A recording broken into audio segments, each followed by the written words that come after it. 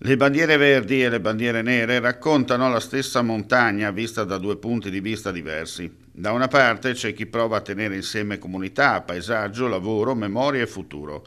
Dall'altra c'è l'idea, assai più antica e purtroppo ancora dominante, che la montagna sia soprattutto uno spazio da usare, da attraversare in fretta, da mettere a reddito, da riempire di impianti, strade, eventi e deroghe. È un esempio forse clamoroso del fatto che la gente non si rende conto che ci sono dei limiti.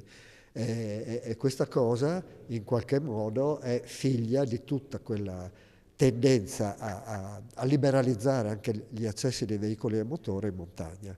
Per quanto riguarda le bandiere verdi in Friuli Venezia Giulia, sono state assegnate a Stefano Floreanini, Giuseppe Tringali e Mario Velušek, autori e produttori del docufilm L'unico superstite, al comune di Vito d'Asio per aver dato vita ad Arzin Oltre, in memoria di Maurizio Fermeglia, già delegato regionale del WWF del Friuli Venezia Giulia, al Consorzio Vicinale di Bagni di Lusnizza, Malborghetto Valbruna, per aver saputo valorizzare costantemente la preziosa risorsa dell'acqua solforosa e l'annesso chiosco, e al collettivo Robida Topolò Grimacco, per aver saputo trasformare il villaggio di Topolò in un laboratorio permanente di rigenerazione montana. Le bandiere nere sono state assegnate alla comunità di montagna della Carnia per aver autorizzato una manifestazione di quad su percorsi di montagna in deroga ai divieti esistenti, creando un pericoloso precedente, e al gestore del rifugio Zacchi e alle autorità regionali che dovevano vigilare per l'organizzazione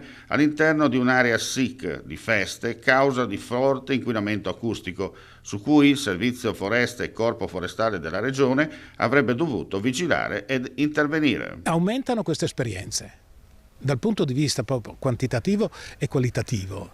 Certo che non bucano i mass media, no? Per cui non vengono sufficientemente valorizzate, no? È importante metterle in evidenza e poi fare rete tra queste esperienze positive.